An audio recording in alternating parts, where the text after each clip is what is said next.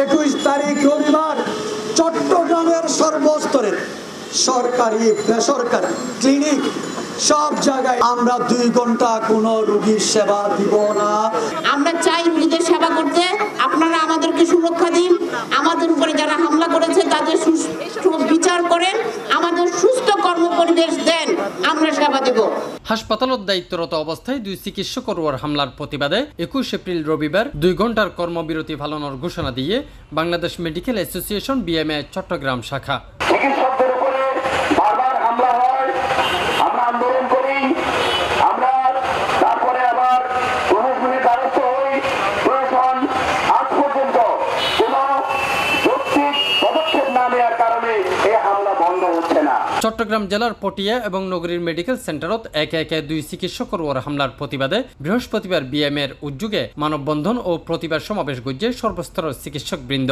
এই সময় পটিয়ার ডাক্তার রক্তিম দাসর হামলাকারী অলরে গ্রেফতার এবং মেডিকেল সেন্টারত ডাক্তার রিয়াজউদ্দিন শিবলুর হামলাকারী অলরে জামিন বাতিল করা নইলে 21 এপ্রিল ব্যাগ হাসপাতালত জরুরি সেবা ব্যতীত 2 ঘন্টা কর্মবিরতির ঘোষণা দিয়ে বিএমএ চট্টগ্রাম শাখার সাধারণ সম্পাদক ডাক্তার ফয়সাল ইকবাল চৌধুরী। শুক্রবারের মধ্যে আপনাদেরকে গ্রেফতার করতে হবে। এর ভিতর যদি আমাদের দাবি মানা হয়, আগামী মঙ্গলবার 23 এপ্রিল সমগ্র চট্টগ্রামে প্রাইভেট প্র্যাকটিস আমরা প্রতীকী হিসাবে আমরা সমগ্র চট্টগ্রামে প্রাইভেট প্র্যাকটিস আমরা বন্ধ রাখব এবং বেসরকারি ক্লিনিক বেসরকারি মেডিকেল কলেজ হাসপাতালে আমরা শুধুমাত্র যে সকল রোগী ভর্তি থাকবে তাদেরকে চিকিৎসা সেবা দেব, কারণ ভর্তি রোগীকে বের করে দিতে পারবো না। কোনো নতুন রোগী কোনো ক্লিনিক কোনো বেসরকারি হাসপাতাল ওই দিন নতুনভাবে ভর্তি দিবে না। এদিন বিএমএর উদ্যোগে অনুষ্ঠিত মানববন্ধন যোগ দিয়ে স্বাধীনতা চিকিৎসক পরিষদ ও paediatrics doctors association, intern doctors association এবং বেসরকারি হাসপাতাল সমিতি। এই সময় বিএমএ নেতাওয়ালে হয় পেশাগত দায়িত্ব পালনের ক্ষেত্রে নানাভাবে নির্যাতনের শিকার চিকিৎসক। ডাক্তার হল যদি সুরক্ষা নয়, ডাক্তার হল চিকিৎসা বন্ধ করে দিতে বাধ্য হইব। আমরা দেখুন এবারের মধ্যে আমরা আলটিমেটাম দিই, প্রথমে 48 ঘন্টা, পরে 24 ঘন্টা।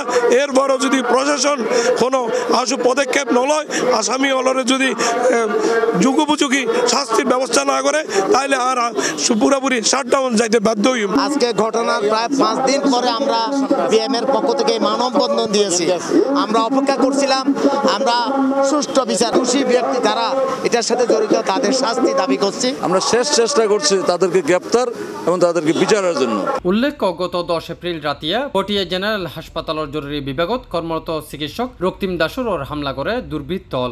ইয়ার 3 দিন পর 14 এপ্রিল সকালে চট্টগ্রাম মেডিকেল সেন্টার হাসপাতালত স্বজনলর হামলার শিকার হয় ওই হাসপাতালের চিকিৎসক রিয়াজউদ্দিন শিবলু।